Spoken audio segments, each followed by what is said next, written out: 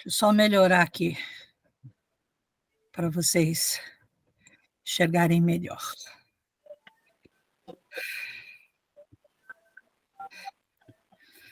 Então, vamos lá. Quem vai fazer a oração? Já que o Roberto está com saudade do tio, faz aí, Saulo. Robertão, para você, hein? Mentaliza Jesus aí, todo mundo. Vamos agradecer nosso mestre amado por essa oportunidade de estarmos reunidos, mesmo que virtualmente, mas com um pensamento elevado até ele, até seus ensinamentos, até a espiritualidade maior, para que a gente continue ligado o tempo todo em tudo que o Senhor nos ensinou, mestre. Tudo que o Senhor fez, falou, que a gente possa aprender e colocar em prática, que possamos tê-lo verdadeiramente como nosso exemplo, como nosso modelo e guia. Se faça presente em nossos lares, em nossos corações, em nossos pensamentos, nos orientando, nos instruindo, nos fortalecendo na caminhada, para que possamos nunca mais tirar o pé dessa trilha que conduz ao Pai. Pai nosso que estais no céu, santificado seja o vosso nome. Venha a nós o vosso reino. Seja feita a vossa vontade, assim na terra como no céu.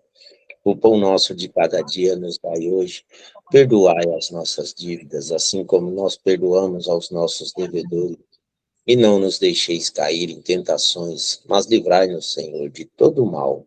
Pois teu é o reino, o poder e a glória para todos sempre. Que assim seja, graças a Deus. Obrigada, Saulo. Bom, gente, então eu vou começar a aula, que já estamos atrasados, né? Só para variar, é a aula 2B da continuação da semana passada, tá? Hoje nós vamos falar sobre o Novo Testamento. A semana passada a gente falou sobre o Velho Testamento, a formatação de como a Bíblia foi feita, quais são os tópicos dela, e hoje nós vamos falar do Novo Testamento, tá bom?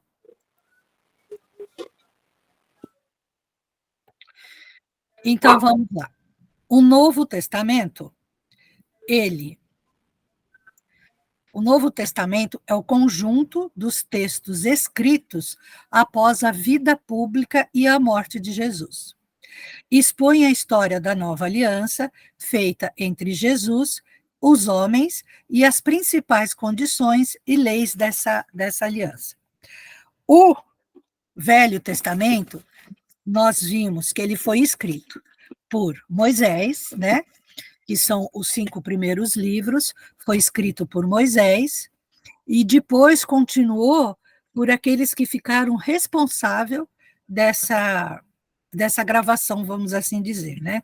Do registro da Bíblia. Então, o que nós temos depois, né? Temos Josué, que ficou no lugar de Moisés, depois disso vem Reis, alguns profetas também assumiram a responsabilidade de fazer o registro da Bíblia, e nós sabemos também, que nós também comentamos a semana passada, que algumas coisas foram deixadas de lado, não foram colocadas na Bíblia, quando ela, vamos assim dizer, foi montada, e alguns textos foram retirados, né? Mas nós temos aí a maneira como a Bíblia foi feita lá no Antigo Testamento. Hoje nós vamos ver a mesma coisa, só com relação ao Novo Testamento, tá? Esses livros assim se dividem. Livros históricos. São 5: Mateus, Marcos, Lucas, João e Atos dos Apóstolos. Livros doutrinais, 21. Epístolas, cartas de Paulo, Romanos 1 e 2, Coríntios, Gálatas, Efésios, Filipenses, Colossenses, Tessalonienses, 1 e 2, Timóteo, Tito, Filemon e Hebreus. Então, essas cartas foram todas aquelas que o Paulo de Tarso, né, já como Saulo, o Saulo já como Paulo, foi escrevendo nas peregrinações dele e depois quando ele estava preso em Roma, tá? Epístolas de Tiago, 1 e 2. Epístolas de Pedro, 1, 2 e 3. Epístolas de João e Epístolas de Judas. E o livro profético, que é o 1, que é o Apocalipse do João, tá?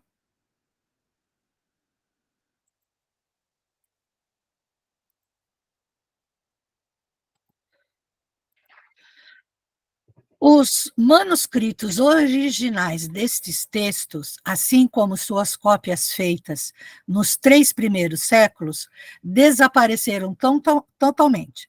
Não somente porque o material usado, papiro, cerâmica, se deteriorava facilmente, mas também porque os perseguidores dos cristãos destruíram sistematicamente todos os escritos sagrados que lhes caíam na mão. Os cristãos, por sua vez, escondiam para não serem destruídos. Muitos desses textos foram enterrados e jamais recuperados. Outros foram encontrados nas buscas arqueológicas mais recentes, como os riquíssimos manuscritos do Mar Morto, deixados nas cavernas de Quirã e pelos essênios, após a destruição de Jerusalém, e encontrados em 1947. Após essa descoberta, na Escola Bíblica de Jerusalém, teólogos e religiosos de vários segmentos de cristãos reunidos compilaram uma Bíblia atualizada com as novas informações, cuja tradução foi denominada a Bíblia de Jerusalém, que até a Gil comentou na semana passada, se alguém quisesse adquirir a Bíblia, que procurasse a Bíblia de Jerusalém. Por quê? Porque ela tem as informações novas também, tá, gente? Esses manuscritos do Mar Morto, eles foram achados, assim, deve ter sido Deus que botou o arqueólogo olhando para o alto, entendeu?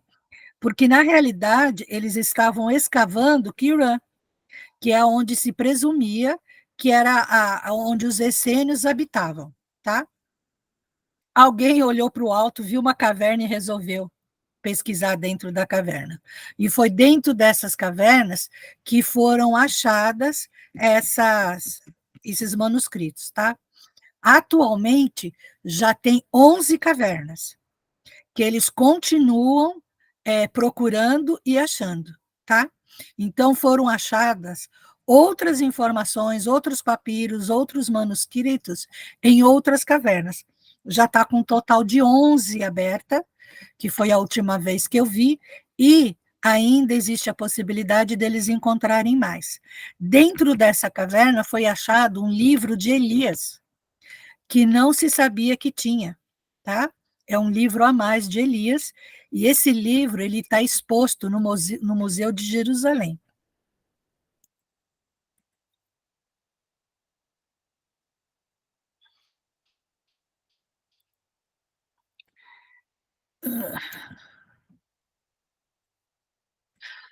Os evangelhos. Evangelho significa boa nova. Livro portador da mensagem. Nasceram do desejo dos fiéis de possuírem por escrito a pregação dos apóstolos, narrando a vida e a mensagem de amor de Jesus. A Igreja Católica rejeitou inúmeros textos por considerá-los de autenticidade duvidosa e aceitou como canônicos, isto é, devidamente inspirados, apenas 4 evangelhos: Mateus, Lucas, Marcos e João. Todos começaram a ser escritos muitos anos após a morte de Jesus, embora não se conheça as datas com exatidão. É interessante notar que os evangelhos são sempre intitulados da segunda forma: Evangelho segundo Mateus, Evangelho segundo João, etc. É provável que nem todos os textos tenham sido escritos diretamente pelos evangelistas, mas sim por outras pessoas que se baseavam em seus depoimentos e anotações, pois, à exceção de Mateus e Lucas, os discípulos eram pessoas bastante simples do ponto de vista intelectual. Entre os apóstolos, os que eram letrados, que sabiam ler e escrever, né? Mateus, que era um cobrador de impostos, ele tinha que saber ler e escrever. e Judas, que era um escriba, tá? Ele era escriba do Herodes, e ele abandonou para seguir Jesus. Então, só os dois sabiam ler e escrever, tá? Os outros, nenhum deles sabiam, né? E Jesus falava tanto em aramaico como em grego. Ambos sabiam escrever isso, tá? O Mateus, o Marcos e o Lucas, eles não conheceram Jesus. Na realidade, eles começaram a seguir os apóstolos, tá? Então, Lucas começou a seguir Paulo de Tarso, né? Ele convivia com Paulo de Tarso, e quase todo o evangelho dele é baseado naquilo que Paulo de Tarso contou, tá? E o Marcos, ele, a parte dele do evangelho, ele pegou quase que todinha com a Maria. Ele foi morar junto com Maria e ela passou toda a história de Jesus para ele, tá? Então, o Marcos escreveu baseado naquilo que Maria contou e que os outros apóstolos também contaram, né? Mas principalmente o que Maria contou para ele. Por isso que alguns evangelhos são totalmente diferentes. Tem o ponto de vista do Mateus, tem o ponto de vista do Marcos, o ponto de vista do Lucas, que pegou o ponto de vista do Paulo de Tarso, né? O Marcos pegou o ponto de vista da Maria e o João, que quem escreveu para João também pegou um pouco do ponto de vista dele. Por isso que os evangelhos, às vezes, eles falam de algumas coisas de maneira diferente. É o mesmo assunto, a mesma parábola, o mesmo contexto, mas cada um conta de uma maneira, tá? E outra coisa que é muito interessante, quando Paulo de Tarso sai, né, que ele, depois da estrada de Damasco, depois que o Ananias cura ele, que ele começa o Ananias não, né, é o Ananias, né, gente? Que cura ele, não é o Barnabé, é o Ananias. Que ele começa a andar com o Ananias e ele começa também a fazer a pregação, né?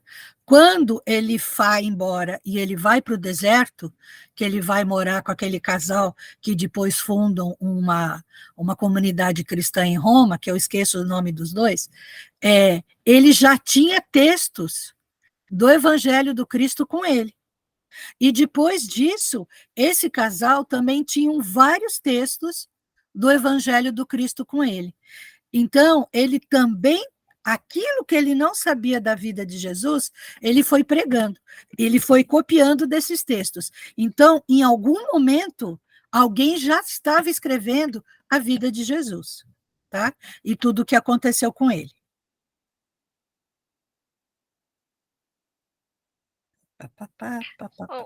Salete, eu sou meio confusa com o nome, mas o Mateus não era o cobrador de impostos? Era. Ele não conviveu com Cristo, não conviveu? Sim, o Marcos e o Lucas.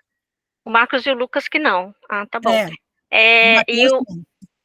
Se eu não me engano, um deles chamava Prisca, não era? Prisca é a Prisca e o outro que eu não lembro o nome. Então, é exatamente ele que eu também não lembro o nome. Então, e os dois depois eles vão para Roma e eles fundam uma comunidade cristã lá. E Lucas até fica com eles enquanto Paulo está preso. E eles deram para o Paulo de Tarso, lá no deserto, vários textos do Evangelho para ele. Então, alguém já estava escrevendo. Mateus começou a escrever o Evangelho enquanto ele andava com Jesus. Conforme iam acontecendo as coisas, Mateus registrava. E Judas também registrou algumas coisas, tá? E Maria Madalena também, gente. É que o evangelho de Maria Madalena foi rejeitado pelo concílio de Nicéia. Mas a Maria Madalena também era letrada, ela falava latim, ela falava grego, e ela também registrou algumas coisas, tá? Por serem muito semelhantes entre si, os evangelhos de Mateus, Marcos e Lucas são conhecidos como sinóticos, e o evangelho de João é considerado o mais espiritual de todos.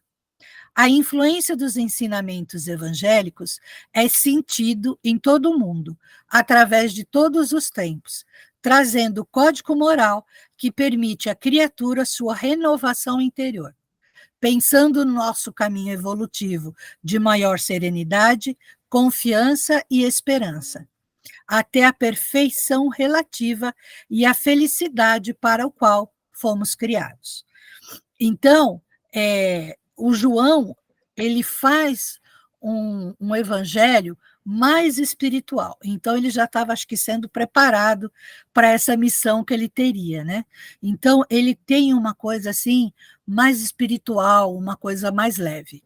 Os outros já são mais pontuais, né? E depois, quando ele faz o Apocalipse, aí ele sim, está totalmente com a mediunidade aberta, e aí sim fica mais ainda forte o evangelho do João. Autores do evangelho. Evangelho segundo Mateus. Mateus, antes, né, dele ser um seguidor de Jesus, o nome dele era Levi, tá, gente? Era cobrador de impostos, publicano em Cafarnaum. Seu evangelho, o primeiro, foi escrito em aramaico. Narra principalmente as pregações na Palestina e era destinado aos judeus para convencê-los de que Jesus era o Messias, prometido ao povo hebreu. No seu evangelho, há muitas citações do Antigo Testamento, porque ele era o mais letrado, né, gente? Então, ele conhecia também as Escrituras, porque ele conseguia ler. Os outros apóstolos, eles ouviam na sinagoga alguém falando das antigas Escrituras. Mateus não, ele podia ler. O Evangelho de Mateus apresenta Jesus como o Messias, o Salvador que Deus havia prometido enviar ao mundo.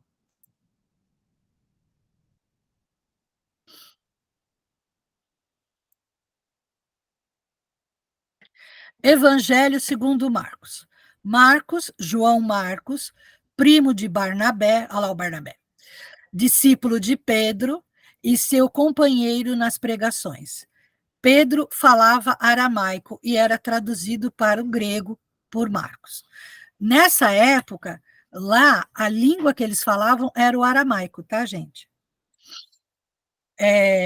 Era traduzido para o grego por Marcos, considerado o eco da voz de Pedro. Esse aprendizado deve ter influenciado os seus escritos. Ele também fez parte da primeira viagem de Paulo.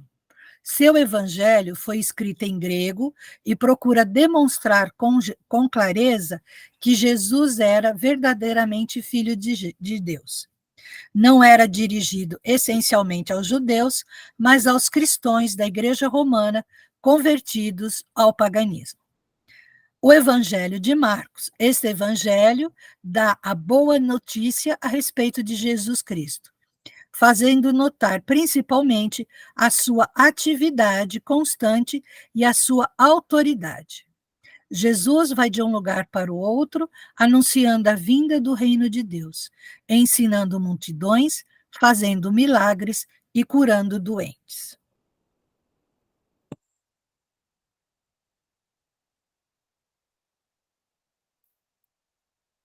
Evangelho de Lucas. Lucas era médico, pagão, natural de Antioquia, bastante culto, não conheceu Jesus em vida, mas converteu-se ao cristianismo graças à pregação de Paulo, seguindo em quase todas as suas viagens missionárias. Seus textos foram elaborados a partir da convivência e do seu acesso pessoal aos apóstolos e a Maria, mãe de Jesus. Foi Lucas quem deu aos seguidores o nome de cristãos. Além do seu evangelho, atribuiu-se também a ele a autoria dos Atos dos Apóstolos. Seu evangelho também foi escrito em grego e é dirigido aos pagãos convertidos.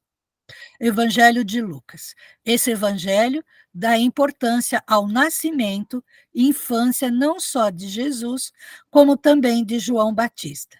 aquele que veio antes de Jesus para anunciar a sua chegada.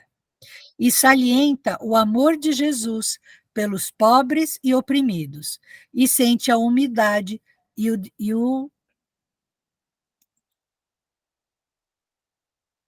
a gente humilde e desprezada. Evangelho segundo João. O quarto evangelho foi escrito por um discípulo direto de Jesus, um dos 12 apóstolos. João, conhecido como o evangelista, testemunha de sua vida e de sua morte. Ele foi o único apóstolo a estar com Jesus na sua crucificação. E foi a ele que o mestre entregou Maria, sua mãe, para que ficasse sobre seus cuidados. João tornou-se posteriormente líder da comunidade cristã de Jerusalém, ao lado de Tiago e Pedro. Além do quarto evangelho, é o autor de Apocalipse e de 3 epístolas no Novo Testamento. O Evangelho de João apresenta o Senhor Jesus como Filho de Deus. O livro de João enfatiza a divindade de Jesus. Atos dos Apóstolos. Atos é o 5º livro do Novo Testamento, escrito em grego. Lucas foi o autor de Atos, provavelmente entre 80 e 70 e 90 depois de Cristo, e se apresenta como a continuação do seu evangelho. Ele descreve a igreja nascente, as primeiras comunidades cristãs, seus triunfos e dificuldades, o esforço para seguir o ensino de Cristo e para divulgar a sua doutrina de amor em paz. Embora o relato se refira ao Ato dos Apóstolos, seus principais protagonistas são Pedro, 12 primeiros capítulos, e Paulo, os 16 capítulos restantes. 2 personagens fundamentais no cristianismo. Lucas escreveu uma obra histórica. Seu evangelho abrange os atos, os ensinamentos de Jesus, até a sua ascensão aos céus. E Atos é a comprovação de que Jesus, lá do plano espiritual, continua sua missão através dos seus discípulos. Por isso, Atos é chamado também do Evangelho do Espírito Santo, ou o Evangelho do Espírito de Jesus. Para os espíritas, é o evangelho da mediunidade. Até aqui tudo bem, gente? Ficou alguma dúvida? Então vamos lá. As epístolas. Cartas de Paulo. Paulo de Tarso é provavelmente o personagem mais conhecido e mais admirado do Novo Testamento, depois de Jesus. Né? A gente costuma dizer que Paulo de Tarso é aquele que pegou o trem no meio do caminho, entrou e quis sentar na janelinha. Né? Porque até então ele era contra Jesus. E depois da estrada de Damasco, ele acaba se tornando o segundo mais importante dentro dos apóstolos, sendo que ele nem tinha sido apóstolo, né? Então é o cara que entrou no meio do caminho e ainda sentou na janelinha. E cumpriu brilhantemente aquilo que ele se propôs. A sua personalidade apaixonada, a sua vida dedicada a um ideal religioso, primeiro defendendo o judaísmo e perseguindo os cristãos, posteriormente pregando com zelo e abnegação incansáveis a doutrina ensinada por Jesus. Impressiona-nos profundamente. Suas 14 cartas ou epístolas consistem em respostas a situações concretas do dia a dia difícil que viviam os cristãos da época. São explicações e orientações, conselhos, advertências, cuidados, dirigido a pessoas ou comunidades cristãs, e para além delas, a todos os que se decidiram seguir os ensinos do Mestre. Paulo, ele deve ter sido o apóstolo que mais fundou igrejas, porque em todas as viagens dele, Em cada lugar que ele parava, ele formava ali uma comunidade cristã, e dali formava uma igrejinha. Por isso que, quando foi feito o concílio de Nicéia, já existia tantas igrejas. Já existiam até bispos dessas igrejas, né? Por conta disso. E isso porque o concílio de Nicéias é 300 anos depois da crucificação. Mas a maioria dessas igrejas foi fundada pelo Paulo, foi fundada por Lázaro, foi fundada por João, tá?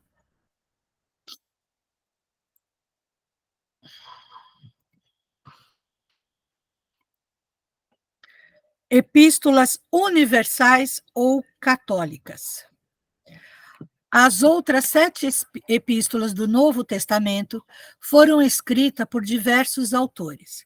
Uma de Tiago, 3 de João, 2 de Pedro e uma de Judas. Foram reunidas e denominadas de católicas ou universais, porque a maioria delas não é direcionada a pessoas ou comunidades em particular, mas aos cristãos em geral. O Apocalipse, depois de perseguido, João, o quarto evangelista, foi exilado na ilha de Patmos, na Grécia, onde escreveu também o Apocalipse, um livro considerado profético. O Apocalipse, gente, significa revelação, tá? Não é destruição, não é início de alguma coisa, não. A palavra Apocalipse, ela significa revelação.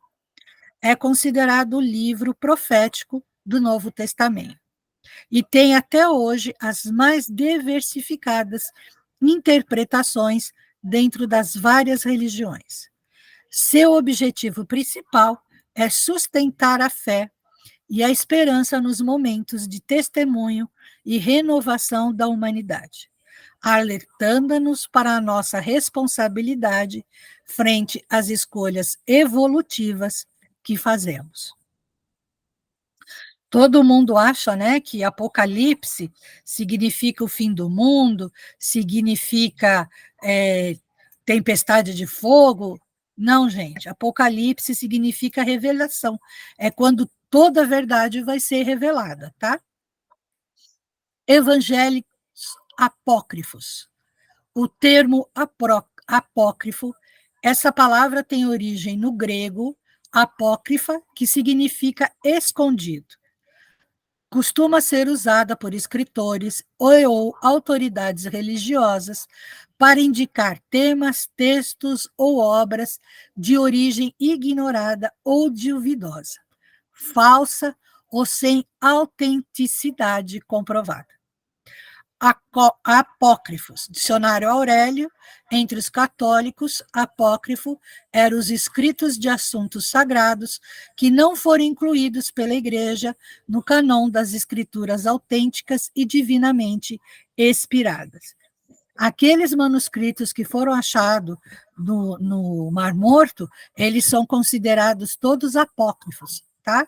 Porque não foram, vamos assim dizer, autenticados pela Igreja. O termo canônico, a palavra deriva de cânon, que é o catálogo dos livros sagrados, admitidos pela Igreja Católica. Livros divinamente inspirados. A maior parte dos textos considerados apócrifos surgiu entre o século II e IV, depois de Cristo, na mesma época dos denominados canônicos. A escolha dos evangélicos canônicos e a rejeição dos apócrifos não foram pacíficas. Houve inúmeros problemas e controvérsias, perseguições e exílio de bispos discordantes, jogos políticos, uso e abuso de poder, imposições pela força e até lutas corporais para que se definisse o que deveria ou não fazer parte da Bíblia. O termo canônico surgiu a partir de 385 d.C., quando foi solicitado a São Jerônimo que avaliasse os evangelhos existentes. foram aprovados como canônicos os evangelhos de Mateus, Marcos, Lucas e João. Em 1945, em Nag Hammadi, no Egito, foram encontrados diversos textos, entre os quais alguns que passaram a ser denominados evangélicos apócrifos. Existem mais de 60 evangelhos apócrifos, mas esse é um número que provavelmente está longe de ser exato. Exemplos: Evangelho de Tomé, de Pedro, de Filipe, de Tiago, dos Hebreus, Judas, dos Nazareno, dos 12, dos 70, que são aqueles primeiros apóstolos antes que fossem escolhidos 12, dos judeus, dos egípcios, de Madalena, entre outros. O importante é que saibamos analisar cada obra pelo seu conteúdo, isto é, pela sua essência moral, que é a marca do Cristo. O conhecimento traz a responsabilidade da prática, que se traduz pela vivência diária dos ensinamentos do Mestre. A Bíblia de Jerusalém, Gênesis, Livro dos Espíritos, a Bíblia no Estudo Sinóptico, Evangelho segundo o Espiritismo e História da Formação do Novo Evangelho. Então, pessoal, também em Nag Hammadi foi achado textos do Evangelho que foram levados para o Egito para serem preservados, né? Porque, embora o Império Romano ainda estivesse lá, era mais fácil esconder lá, porque o problema já não era tanto os romanos, o problema também eram os judeus, né? Que não queriam que essas coisas fossem apresentadas. E aí, meu povo, dúvidas? Ninguém ficou com dúvida? Eu. Diz, Paulinha. Quando você estava falando de Paulo, você falou que ele era o segundo mais importante dos apóstolos. Quem era o primeiro? Pedro. Pedro primeiro e Paulo segundo? Porque na realidade, embora Jesus, né, tenha falado sobre essa pedra se erguerá a minha igreja, não foi exatamente essas palavras que ele falou, mas ele colocou a responsabilidade em cima de Pedro. Entendi. Principalmente quando ele fala para Pedro: Pedro, apacenta minhas ovelhas. E ele faz Pedro afirmar que vai apacentar essas ovelhas 3 vezes, justamente porque Pedro havia negado ele 3 vezes. Então, ele faz o Pedro assumir a responsabilidade de cuidar das ovelhas perdidas 3 vezes, tá? E Paulo foi o segundo, porque o Paulo, o Paulo não era, enquanto era Saulo, ele não era uma pessoa má, né? Ele simplesmente defendia aquilo que ele acreditava, que eram os textos sagrados das Escrituras, né? Então, para ele, Jesus estava indo contra os textos sagrados das Escrituras. Ele era um estudioso, assim, profundo. Ele conhecia as Escrituras profundamente. Quando ele passa a ser Paulo, né, que ele passa pela apresentação da porta de Damasco, ele também se torna um apóstolo, assim, exemplar. Ele abraça o cristianismo, ele abraça as escrituras de Jesus, né, os evangelhos, e ele vira um pregador feroz. Não feroz, assim, em termos de violência, mas, assim, de força, né? Ele era tão inflamado quanto o Pedro, né? Mas, por conta acho do que o Pedro viu, por conta das coisas que Pedro passou, vamos assim dizer, né? O Pedro fez uma reforma íntima. Então, ele deixou aquela voracidade que ele tinha, porque o Pedro também era pavio curto, ele deixou isso para trás. O Paulo, por um bom tempo, ainda ele manteve isso. Depois que ele vai para o deserto, depois que ele fica lá tecendo tapetes, né? E ele é obrigado a pedir perdão para a Prisca e para o marido da Prisca, porque ele mandou executar o pai, o sogro da Prisca, por conta de ser cristão, né?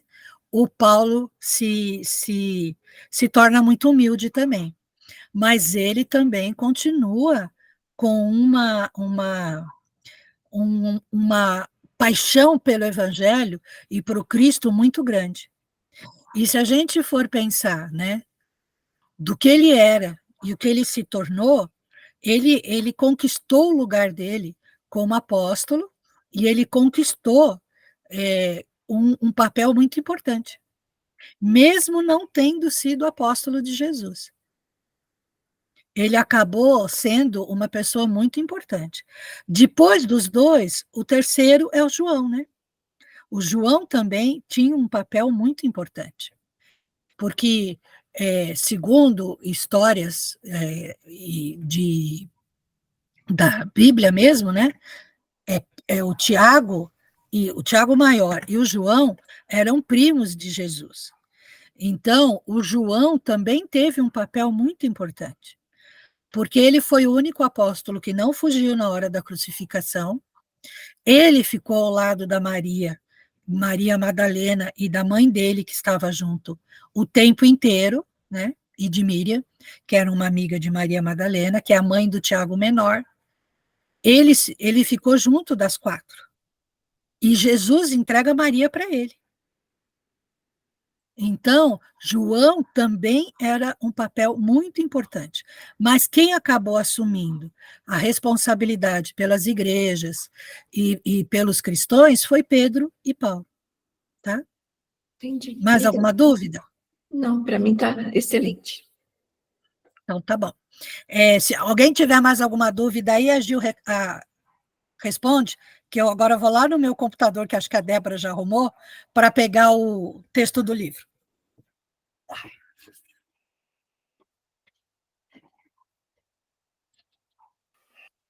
Bora, vamos lá.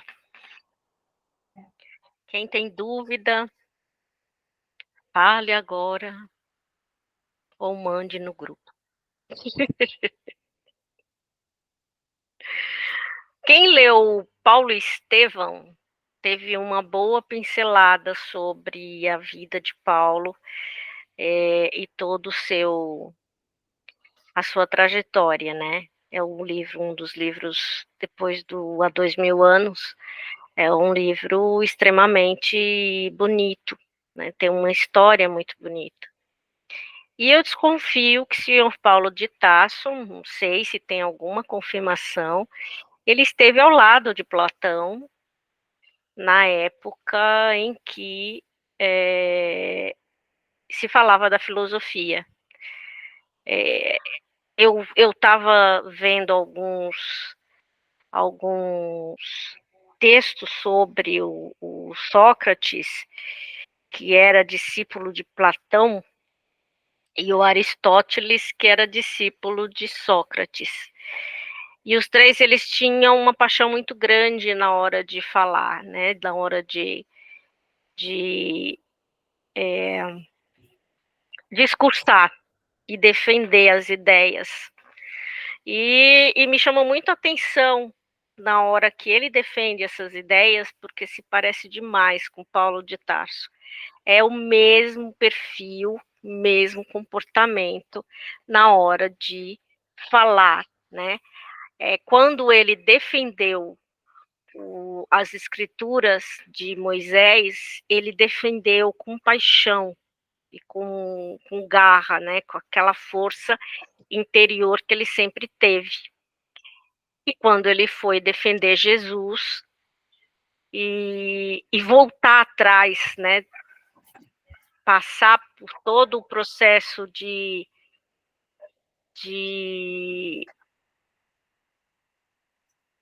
rever os erros, as coisas, pedir perdão, ver que ele estava errado depois que ele encontrou Jesus em Damasco, ele toma também, não só com paixão, a informação, os evangelhos e o cristianismo, né? Seguir Jesus e o Cristo, mas com muito amor.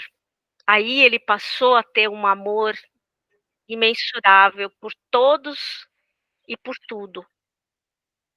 E aí foi quando dizem, né, eu já ouvi isso dentro do espiritismo, que Paulo ele fez a reforma íntima em uma única reencarnação, ou seja, ele saiu de um extremo para o outro.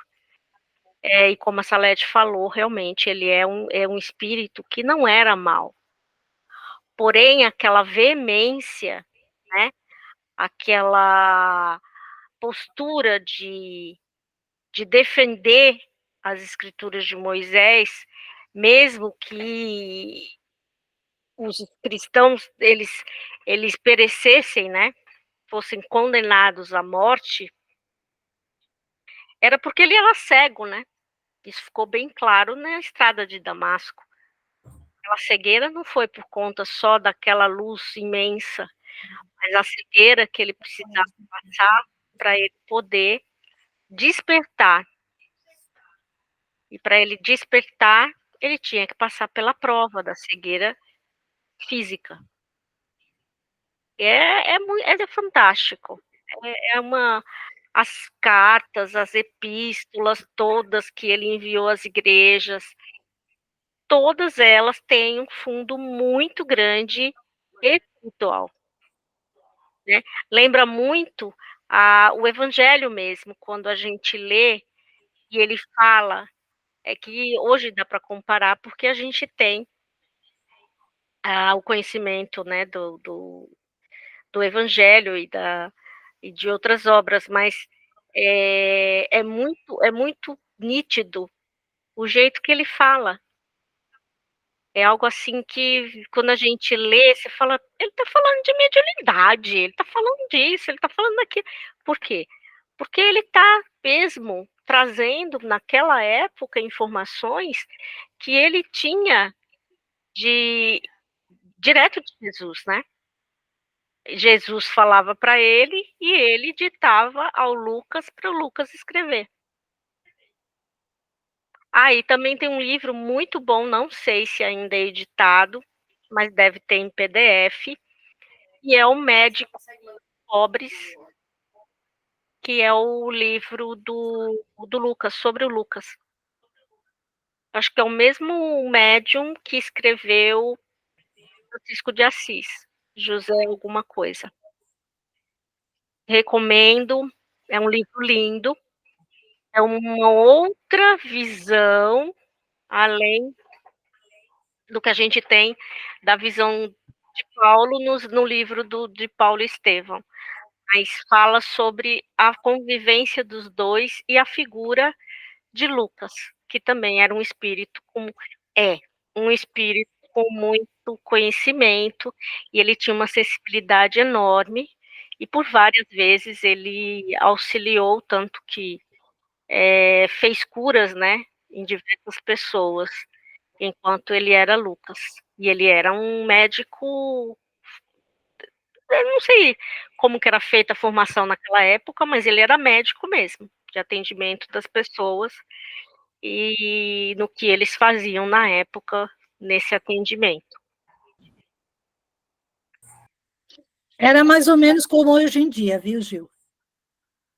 Também eles tinham que ir, tipo, para uma faculdade, mas não era bem a faculdade, era um lugar onde eles faziam estudos mesmo. Deve ser igual os médicos também chineses, na época Isso. Chinês, coreanos, os asiáticos, eles faziam o estudo. Os coreanos faziam estudo na China, porque a China era milenária e era muito mais, tinha mais recursos em relação à parte de ensino de medicina e acupuntura. Eles também estudavam da mesma maneira. Não era assim uma faculdade como hoje em dia, mas existiam os mestres que passavam tudo aquilo que eles tinham aprendido. Estou mandando. Eles passavam tudo que eles tinham entendido, tudo que eles tinham aprendido. Então, essa história era passada para frente. Não, entendeu? E é um livro lindo do Lucas. O do Lucas, o do Francisco de Assis, e o livro tem o mesmo, acho que o mesmo autor dos três, o Médium, é o que também escreveu Maria. E Maria de Magdala, eu acho que também. Eu acho que são 4 livros que... E é velho esse livro, mas é lindo. Eu tenho o Evangelho de Maria de Nazaré. E acho que eu peguei também o Evangelho de Judas, eu não lembro, mas eu acho que eu peguei também. O Evangelho de Maria de Nazaré eu já li, mas também ela só fala das coisas que ele fazia, de como era, como deixava de ser. Que foi baseado nos evangelhos dos outros, né? Dos que não puderam conviver com Cristo, mas também saber como é que foi o nascimento, a concepção, o nascimento, etc. E também deve ter, né? Nessa parte da concepção, não puderam falar abertamente. Vamos começar.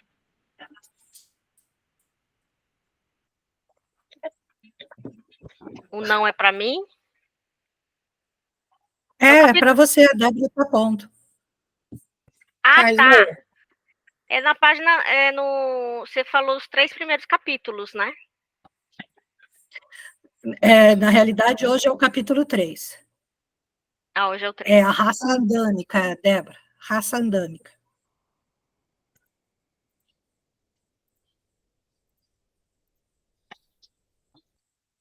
Aí. Bom, vamos começar, né? Porque já são 8h30 e eu vou a toque de caixa. Vamos lá.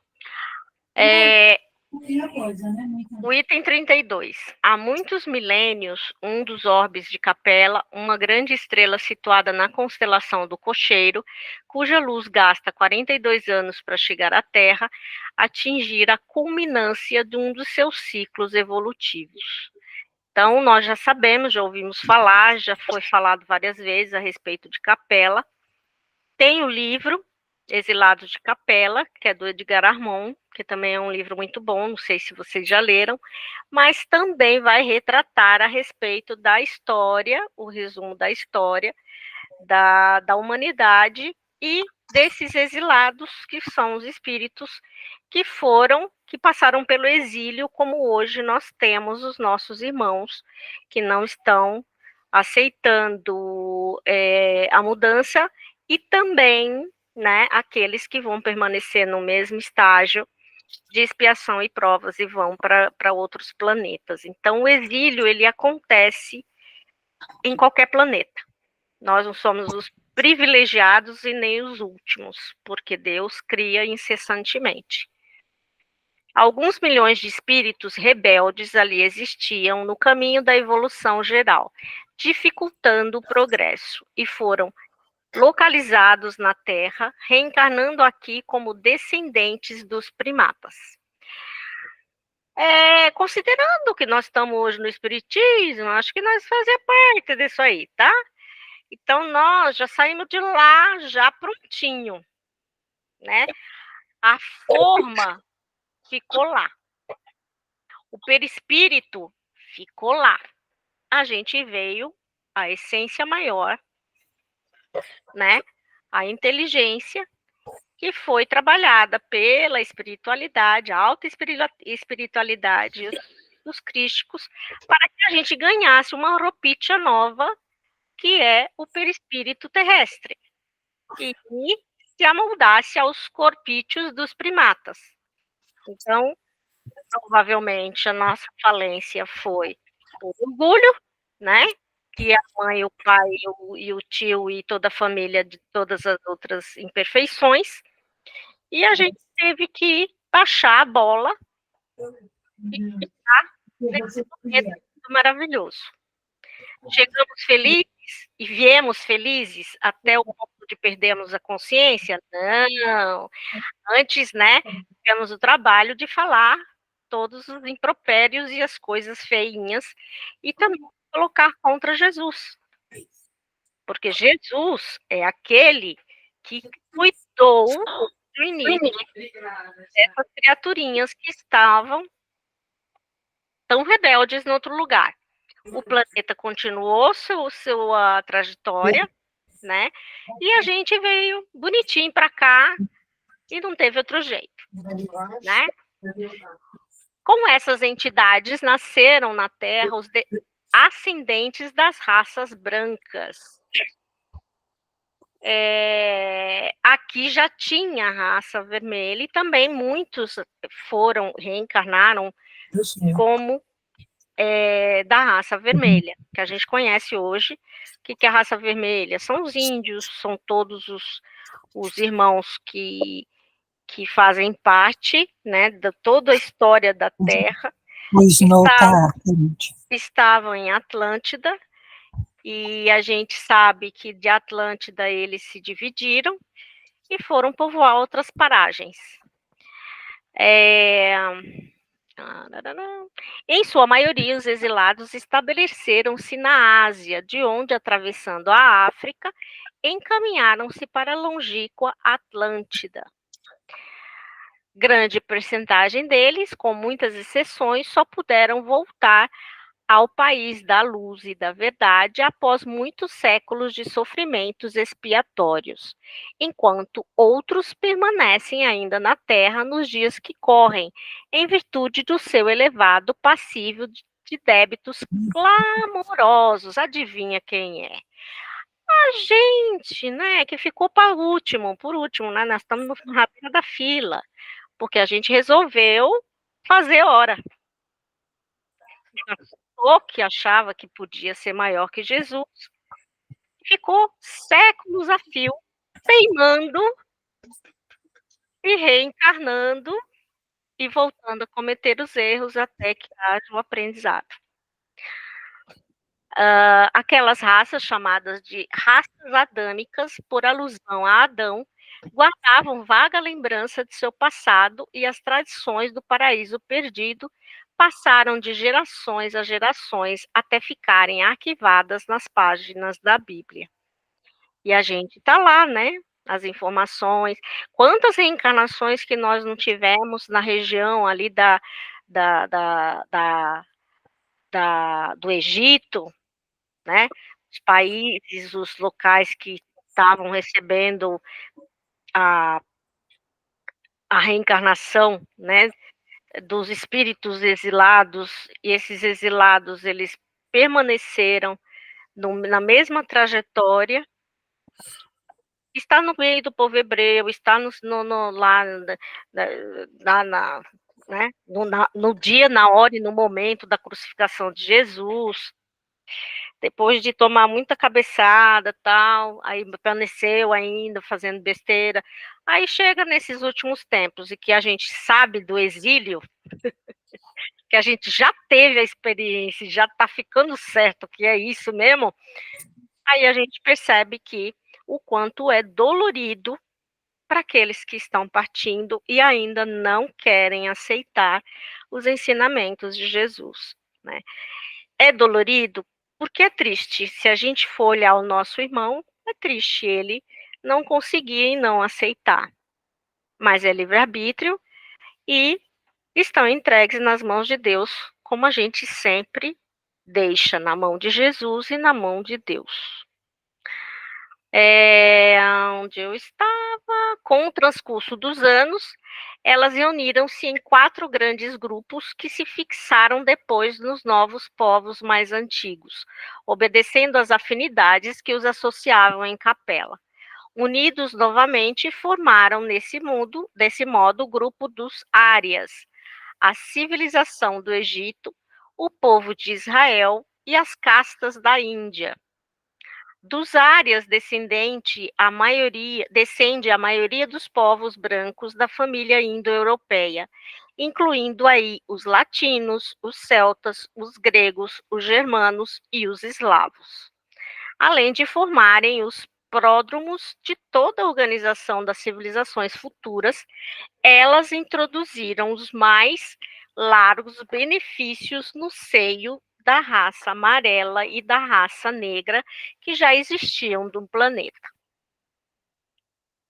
É preciso considerar, diz Emmanuel, que na ocasião da chegada dos emigrantes da capela, o primata hominis se encontrava arregimentado em tribos numerosas. Então, houve uma mistura, né? A gente teve que passar por todos esses...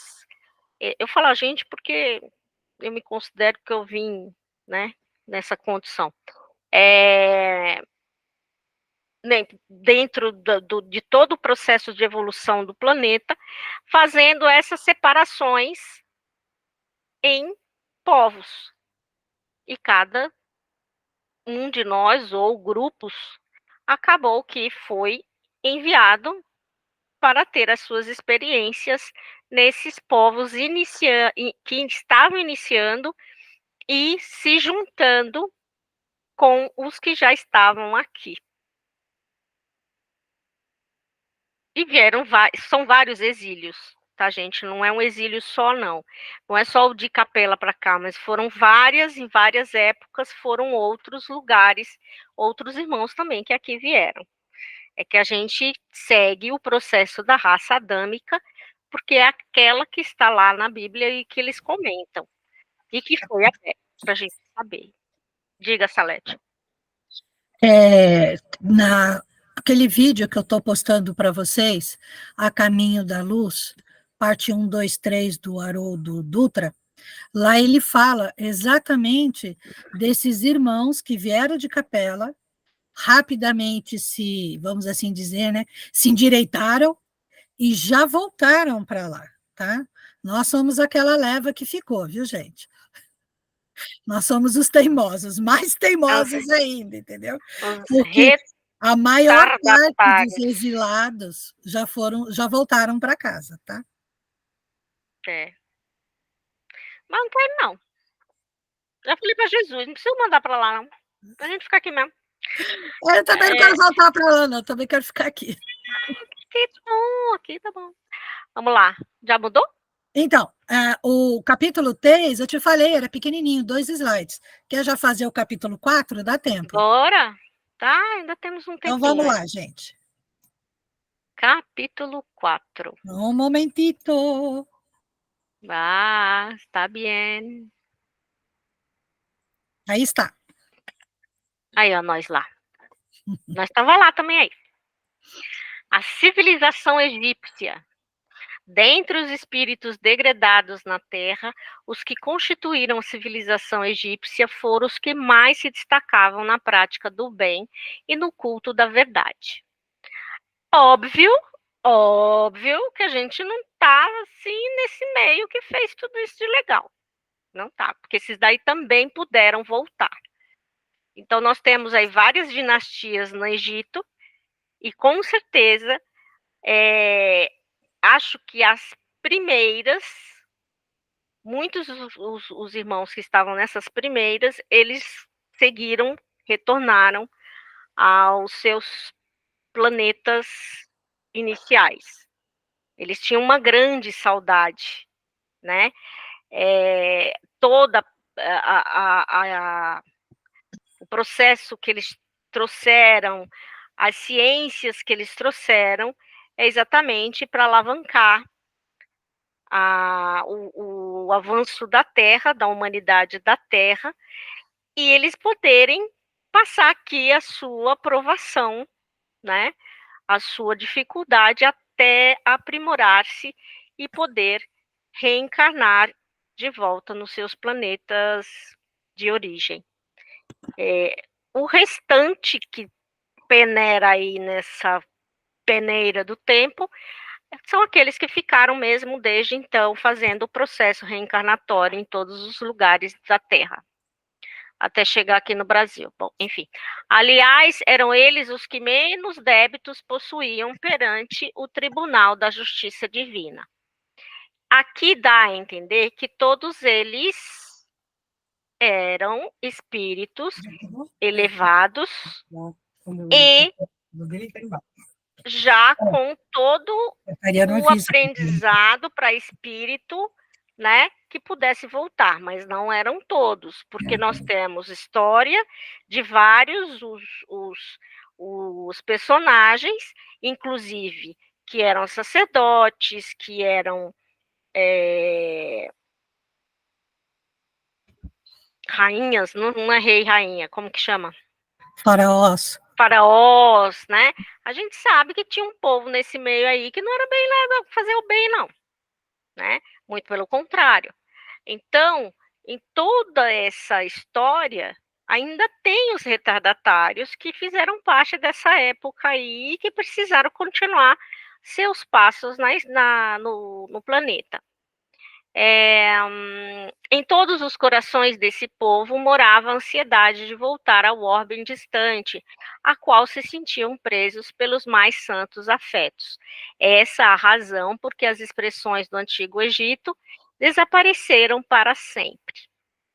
Nos círculos esotéricos do Velho Egito, sabia-se da existência do Deus único e absoluto, Pai de todas as criaturas e providência de todos os seres, e se conhecia igualmente a função dos espíritos prepostos de Jesus na execução das leis físicas e sociais da existência terrestre.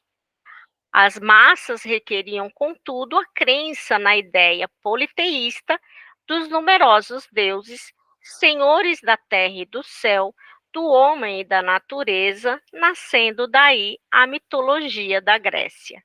Então a gente estava nesse meio, né?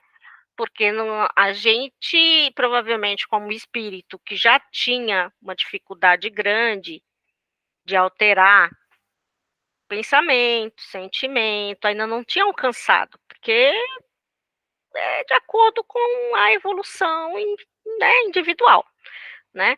Alguns estavam mais para frente e a gente ficou nessa rabeirinha aí, que é essa massinha aí que ficou o tempo todo servindo aos deuses politeístas. Pode passar.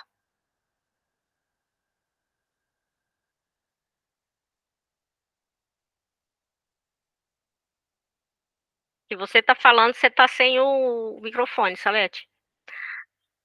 O grande povo dos faraós guardavam a reminiscência do seu doloroso degredo na face obscura do mundo terreno, e tanto lhe doía semelhante humilhação que, lembrando seu passado, criou a teoria da mentepsicose, acreditando que a alma de um homem podia regressar ao corpo de um irracional por determinação punitiva dos deuses, né? Os nossos irmãos que também são budistas e taoístas, eles também acreditam na mesma coisa. Pode-se voltar no corpo de um animal, de uma borboleta, reencarna como uma flor, umas coisas meio que a gente sabe que Kardec esclareceu muito bem. Reencarnação é na mesma linha. Não tem como voltar para trás.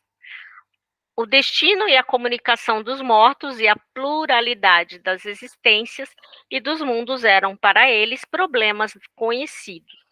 Os papiros provam que os iniciados do Velho Egito sabiam da existência do corpo espiritual e que seus conhecimentos a respeito das energias solares com relação ao magnetismo humano eram muito superiores aos da atualidade. Então já existia, já sabia. Era um povo que tinha o conhecimento de muitas coisas. O que aconteceu com esse conhecimento ficou lá mesmo. Então, aquele que reencarnou na época e passou a andar em outros lugares e reencarnando, tivemos aí o conhecimento do judaísmo, fizemos parte aí das trajetórias,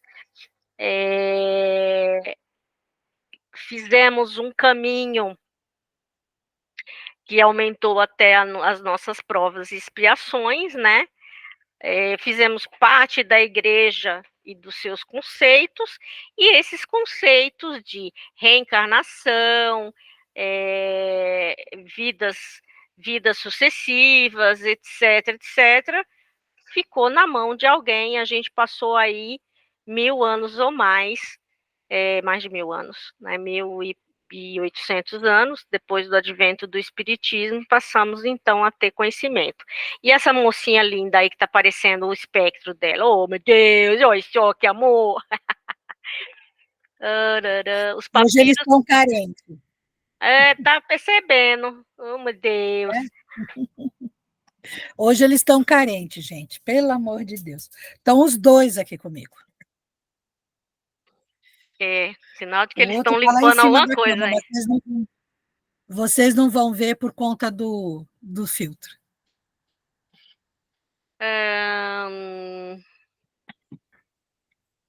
O Onde eu ambiente. estava? O O ambiente. ambiente, eu me perco, desculpa. O ambiente dos túmulos era ali santificado por um estranho magnetismo.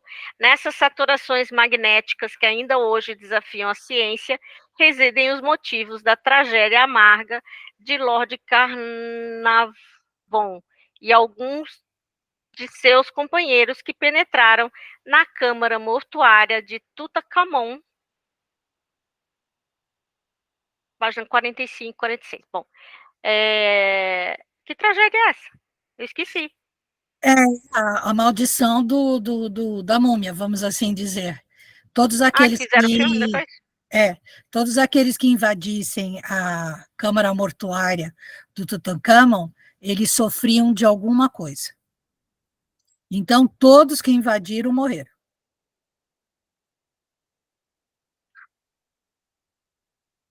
Pois é, bem.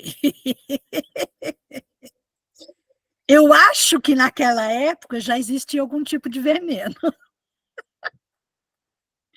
Que a gente conhece bem hoje em dia. E provavelmente eu e tu e eu tava ali fazendo essas coisinhas para vender para o sacerdote para ele passar para os faraós. Bora lá, vamos seguindo em frente. Não, esse foi o 4º capítulo. Todinho? Tá vendo? Agora já vai entrar na Índia já. Temos 8 minutos. Dúvidas? Todas. Eu postei para vocês no WhatsApp, como vocês ainda não estão com o livro, quando eu posto o capítulo inteiro, tá, gente? Eu não posto só o resumo, não, eu posto o capítulo inteiro do livro, do A Caminho da Luz. E aí, pessoal, dúvida? Irmãozinha está aqui. Gil, eu fiquei aqui com os meus pensamentos quando, por exemplo, um dos nossos irmãozinhos, né, rebeldes, que usam mal os seus conhecimentos, e na hora que ele é recolhido, que é tirado dele tudo que ele sabia, que ele vai acolhido, neutralizado, será nesse sentido que no taoísmo acreditam que volta como um animal, como uma borboleta? Não, quando a gente faz lá na doutrinação, que é retirado toda aquela energia que ele tem, a gente só está tirando o poder de ele usar aquilo que ele sabe. É drenado. Não está tirando o que ele sabe. Não, a gente está tirando. Isso aí só na hora do exílio e por espiritualidade superior. Quando eu falo para eles que eles estão sendo drenados, que os poderes deles estão sendo desativados, é o que ele consegue fazer com o que ele sabe. Então, por exemplo, uma pessoa que nunca frequentou o espiritismo, ela não entende o que é um passe magnético, ela tem que aprender, né? E a gente aprende a fazer o passe magnético. Então, a gente aprende a manipular aquele magnetismo, o fluido universal, tá? Sim. Quando esses magos vêm, que a gente neutraliza eles, na realidade, a gente tira isso deles. A gente não permite que ele use esse magnetismo, tá? E não que a gente esteja apagando a memória deles. Ah, tá. Só neutraliza. Essa memória deles só vai ser apagada no Sol central, só em Alcione. Ok. Tá? Por quê? Porque o registro acástico completo está lá em Alcione. Então, é só lá que pode ser apagado esse registro. E também só para uma espiritualidade muito superior, tá? Mas isso só vai ser feito para aqueles irmãos que não têm mais como resolver, que já foram dadas milhões de chances, e eles continuam só praticando mal, e eles afirmam categoricamente que vão continuar praticando mal. E aquilo, e dependendo também daquilo que ele sabe fazer.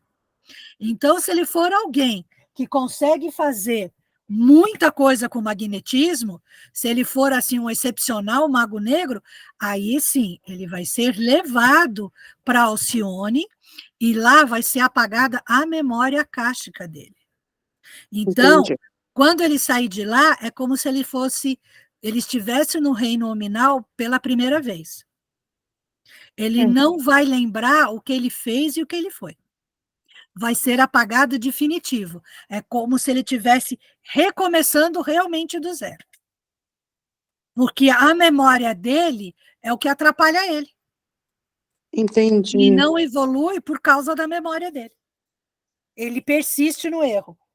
Mas, assim, é uma persistência no erro milenar, tá, gente? Ele não é... Ele teria que ser, um champinha da vida. Aqui na nossa, né?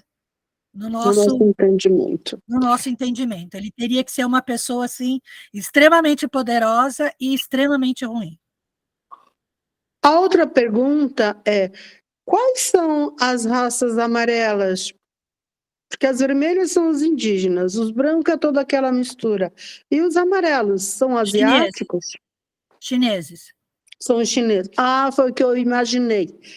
Mas eu queria tirar minha dúvida. Muito obrigada, gente. Era só isso, por enquanto. A China, gente, é um país, né? Vamos assim dizer, é uma região que nem sempre ela foi um país, né? Ela também é milenar, tá? A China tem quase a mesma idade de Atlântida, tá?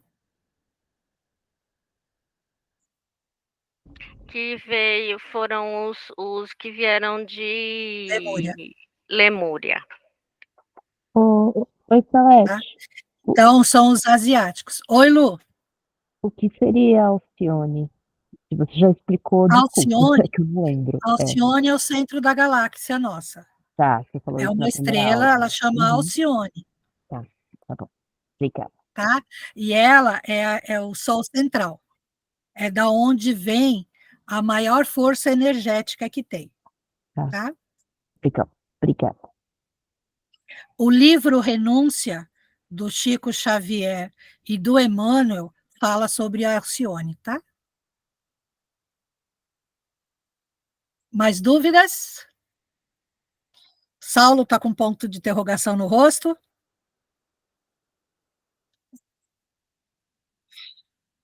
Ninguém mais com dúvida hoje? Nossa Senhora, como vocês estão bonzinhos! Oi. Ô, Salete, anteciparam todas as minhas perguntas, as dúvidas que eu tinha. A Vani já perguntou, a Luciana perguntou, agora a Kelly vai perguntar e não tem nenhuma pergunta a fazer. Eu fiquei com uma dúvida no começo e eu não estou muito lembrada, a hora que a Gil estava falando da passagem do Saulo, né? Antes de ser Paulo, enfim, toda aquela coisa. No livro, ele fala, a impressão que dá, eu acho que eu não li direito, que ele se revolta e vai atrás daquele senhor que eu esqueci o nome, porque ele tinha ciúmes daquela moça, esqueci o nome dela também, porque eu já estou velha, os cabelos brancos, e aí ele foi em vingança dos irmãos. Eu fiquei com essa impressão, que ele foi mais por raiva, e lá ele descontou toda aquela raiva, não pela... lembrei que a Gil falou que ele protegia bastante a parte das escrituras de Moisés, né? Mas no livro, quando a gente lê o livro, ele tem a Abigail, né? A Abigail e o Abigail. outro. Ele O tem Estevão. raiva deles dois e ele vai em busca de vingança atrás deles, não é isso? Não. A Abigail era irmã de Estevão, mas quando do Estevão. Só que o Estevão tinha outro nome, né? Quando o Estevão, o navio que ele fica doente, e ele jogam ele para fora do navio, mas ele não morre, tá?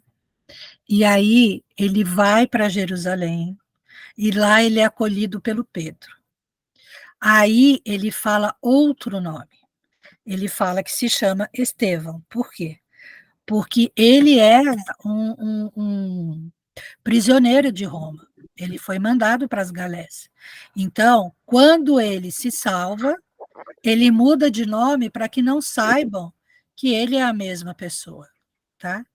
Nessa época, o Saulo, ele era noivo de Abigail. Ele amava muito ela amava ele. Mas o Saulo gostava da Abigail também, não era isso? É que faz tantos anos que eu li o livro. O Saulo gostava da Abigail também. O Saulo era noivo da Abigail. Isso, é isso aí. E ele era extremamente apaixonado por ela. Então, aí deu ruim. Só que ela tinha pedido ajuda para ele para achar o irmão dela. Só que ela tinha um nome verdadeiro. Ela não sabia que ele tinha trocado o nome para Estevão e nem sabia que ele estava em Jerusalém, porque ela também estava nas cercanias de Jerusalém, tá? Então, tipo assim, São Paulo, São Roque, né? Então, ela morava em São Roque e o Estevão estava em São Paulo. Então, quando a execução do Estevão, o Saulo contava tudo para ela. E ele contou sobre Estevão, contou que ele tinha raiva do Estevão, porque o Estevão pregava que nem Jesus, porque Estevão vivia fazendo levantes dentro de Jerusalém.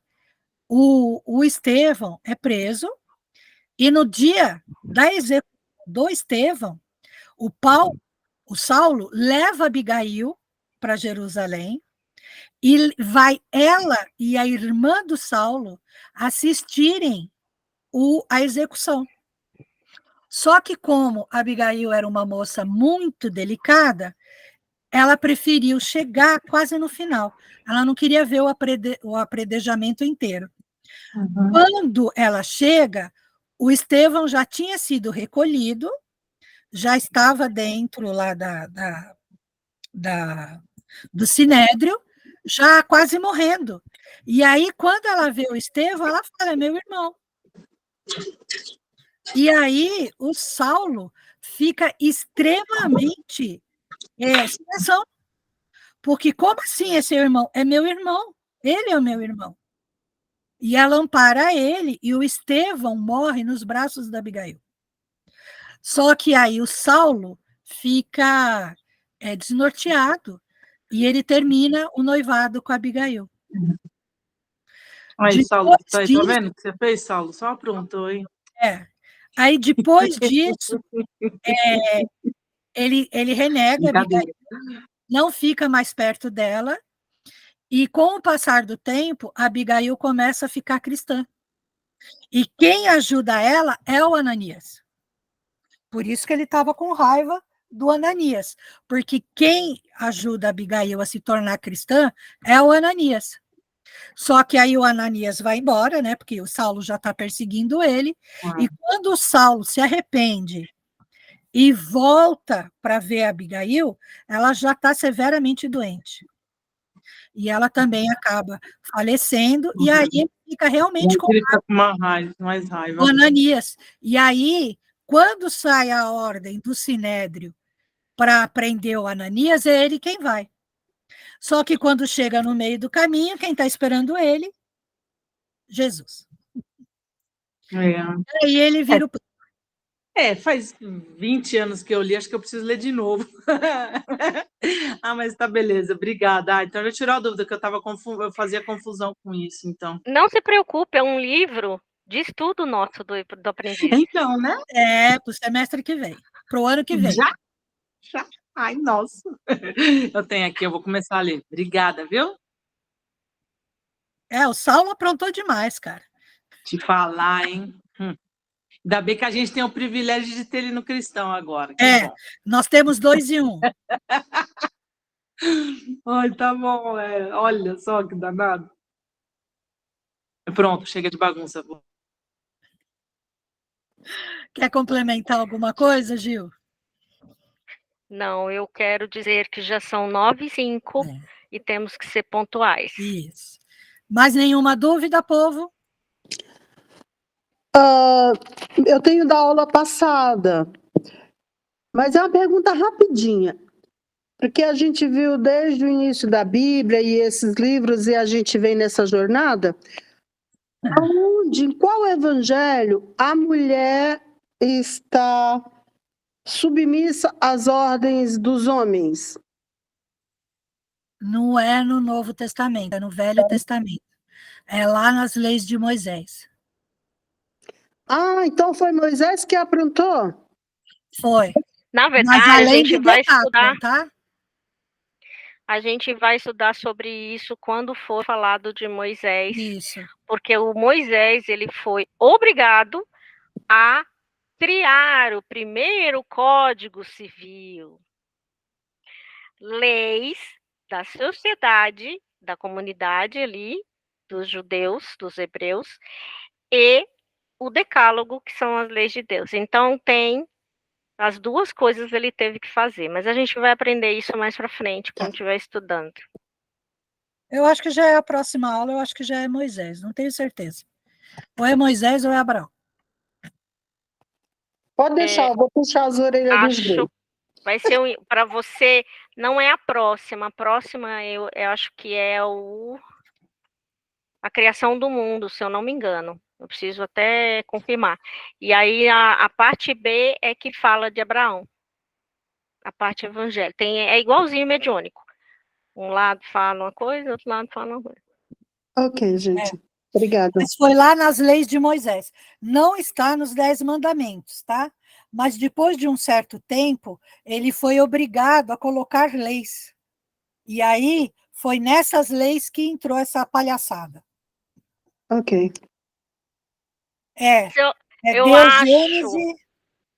Eu acho que a palhaçada foi ficando pior com o passar do tempo, com a Igreja Católica também. Foi também. Aí a Igreja Católica veio pôr a pedra em cima. Moisés é a aula 4B. Tá?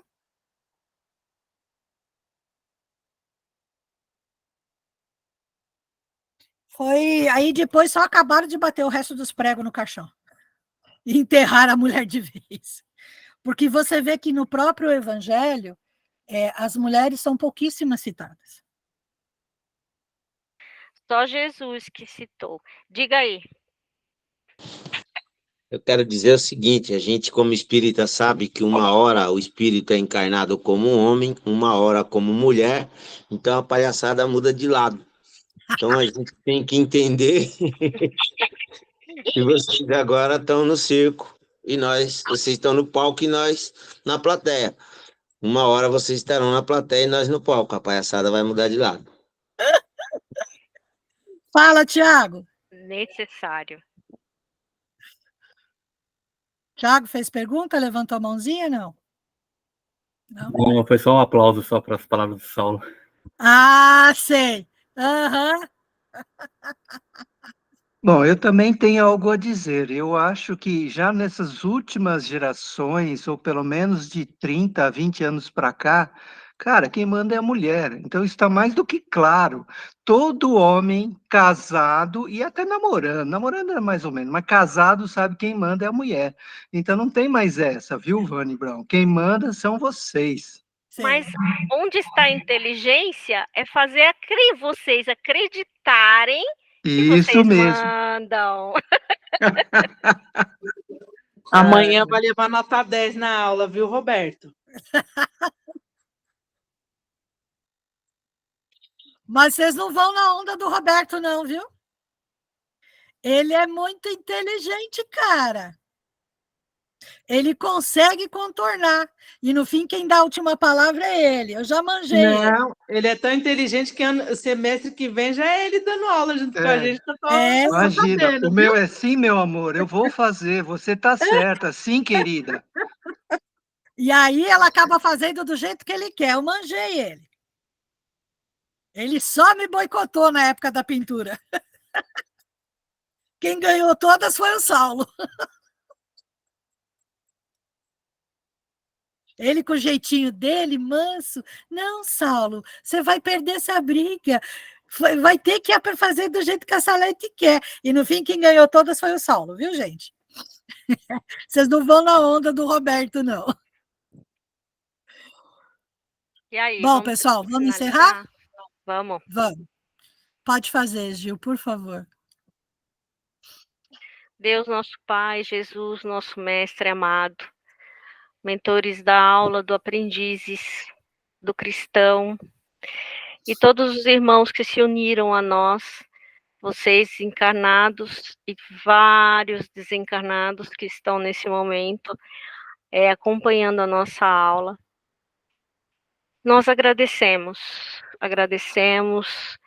e a gente só tem a gratidão a dizer, e que possamos na próxima semana nos reunir em nome de Jesus e sobre a misericórdia do nosso Pai e da nossa Mãe, nossa eterna Maria. Ave Maria, cheia de graça, o Senhor é convosco. Bendita sois vós entre as mulheres, bendito é o fruto do vosso ventre, nasceu Jesus. Santa Maria, Mãe de Jesus, Mãe de todos nós, rogai por nós, tão pequeninos, agora e para todo sempre. Que assim seja, graças a Deus e graças a Deus. Que possamos nos reunir novamente, mas a gente ainda vai se ver sábado, domingo, segunda, terça. Esqueceu da quinta-feira. Mas quinta é vocês, de graça. Eu não, eu tô aqui quietinha assistindo dorama. Beijo grande, quinta é folga. Sim, só. A nossa aula está sendo televisionada. Vai lá para o grande salão. É enorme a tela. Estão descendo lá para assistir. Muito boa noite mesmo. Boa noite, Cirleide, que pôs aqui. É a Lila. Cirleide é Lila? Ai, meu Deus, eu preciso aprender. Ai, meu Deus, eu tenho que guardar esse nome. Gilvaneide, Cirleide. Aí, ó, Tiago pronto, tá de já fez a Moicano? rima. Não, eu acho que deve ser o fundo, que deixou ele careca de um lado. Tiago tá de Moicano? Tiago tá de Moicano. Mesmo? Tá cortadinho, rapadinho. Ai, meu Deus do céu. Então tá bom, gente, ó. Zuzu, Roberto ainda aparece aqui. Zuzu, você está aí, Zuzu. Ai, meu Deus do céu. Ó, coração.